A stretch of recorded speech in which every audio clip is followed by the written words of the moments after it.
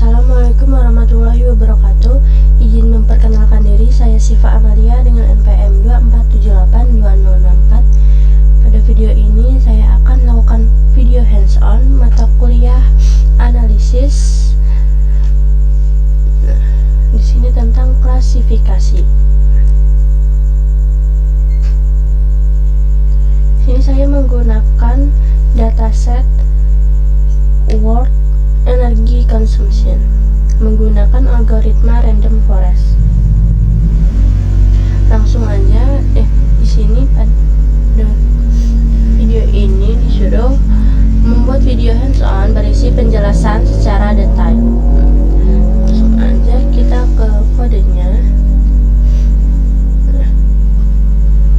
Pertama, saya mengimport library yang diperlukan seperti Pandas, NumPy, Matplotlib, Seaborn. Kemudian modul-modul dari Sklearn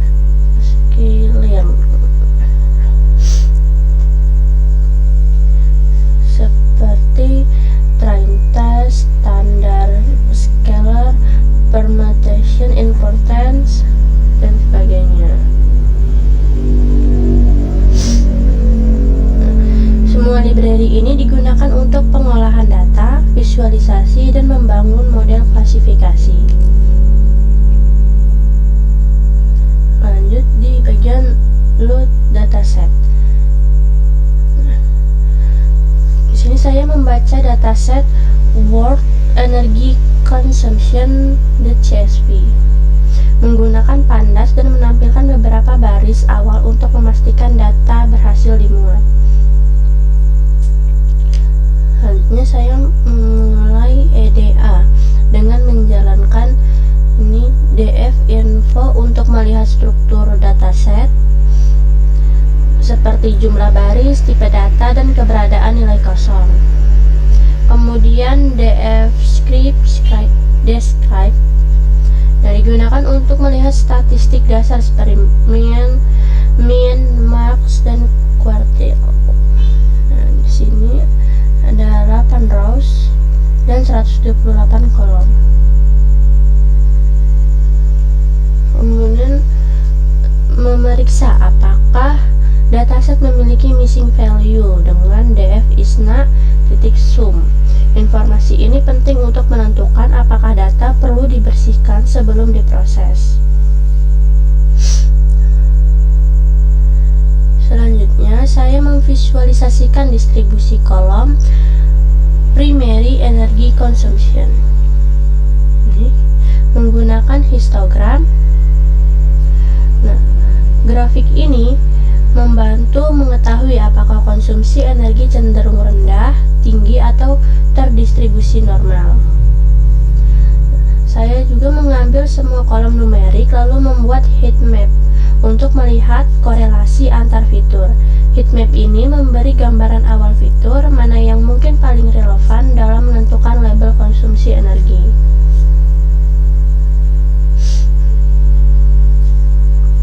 Selanjutnya, pre-processing. Yang pertama, di pre-processing, saya membersihkan data dengan df dropna agar model tidak terganggu oleh nilai kosong. Kemudian membuat label klasifikasi berdasarkan median konsumsi energi. Jika konsumsi energi di atas median, label 1 high, jika di bawah median, label 0 atau low. Kemudian menentukan fitur X dan label Y. Saya mengambil kolom numerik sebagai fitur X dan kolom label sebagai Y. Kemudian melakukan beberapa fitur skala angkanya besar. Saya melakukan standarisasi menggunakan standar scalar. Ini membuat pelatihan model lebih stabil. Kemudian train test split. Nah, yang pertama, train test split, pemisahan data. Saya membagi data menjadi 80% untuk training dan 20% untuk testing.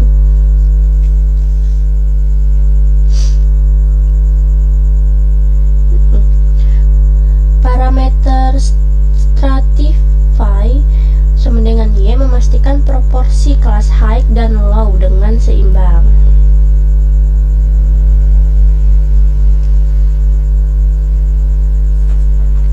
Kemudian selanjutnya pelatihan model random forest. Saya membuat model random forest dengan 200 pohon. Model ini kemudian dilatih menggunakan data training.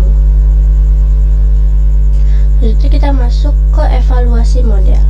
Yang pertama yaitu melakukan prediksi terhadap data tes menggunakan model yang sudah dilatih.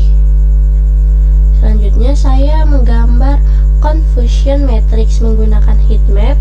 Grafik ini menentukan jumlah prediksi benar dan salah.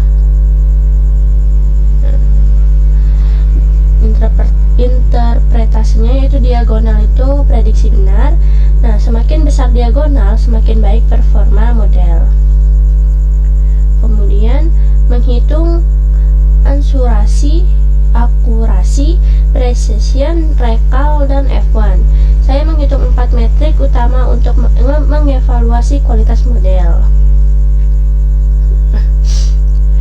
Akurasi itu seberapa banyak prediksi benar, precision, ketepatan prediksi kelas high, recall, kemampuan mendeteksi kelas high, dan F1, keseimbangan antara precision dan recall. Kemudian masuk ke evaluasi random forest. Ini sama seperti yang tadi. Confusion matrix ini ada interpretasinya, yaitu angka diagonal menunjukkan prediksi benar, nilai 0,0 benar untuk kelas low, dan nilai 1,1 benar untuk kelas high. Semakin besar angka diagonal, semakin baik performa model. Kemudian ini juga sudah ini saya jelaskan interpretasinya, yaitu akurasi 1 menunjukkan presentase prediksi yang benar. F1 score 1 menunjukkan keseimbangan precision dan recall. Selanjutnya, saya mengaktifkan OOB score, yaitu evaluasi internal tanpa indikator data tes. OOB error yang rendah menunjukkan model stabil dan generalisasi baik. Kemudian, fitur importance. Saya menampilkan ranking fitur berdasarkan pentingnya dalam model.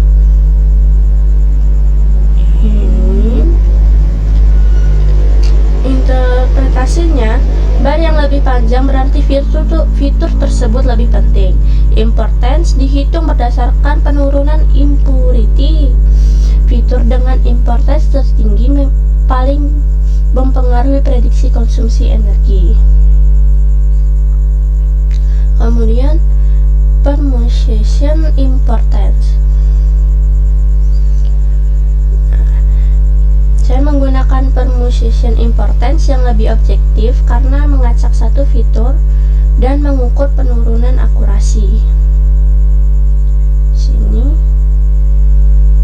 interpretasinya, semakin besar mean drop in akurasi, semakin penting fitur tersebut. Metode ini lebih akurat daripada Gini importance karena mengukur penurunan performa ketika fitur diacak. Yang ketiga, fitur dengan nilai tertinggi paling berdampak pada model. Selanjutnya yang terakhir, selanjutnya grafik rumah pohon dan OOB error. Saya membuat grafik hubungan jumlah pohon dan OOB error. Interpretasinya, yang pertama OOB error turun saat jumlah pohon bertambah. Yang kedua, setelah titik tertentu penurunan error menjadi stabil. Yang ketiga, ini menunjukkan banyaknya pohon tidak selalu meningkatkan performa secara signifikan. Selanjutnya, yang terakhir, saya menampilkan kembali ROC curve final dengan nilai AUC. Ini sama yang seperti yang tadi yang di atas, yaitu interpretasinya ROC curve menunjukkan trade-off antara TPR dan FPR. Yang kedua, semakin ke kiri atas kurva berada, semakin baik model. AUC 1000 menunjukkan kemampuan model membedakan kelas high dan low. Nah, jadi pada praktikum ini klasifikasi konsumsi energi dunia.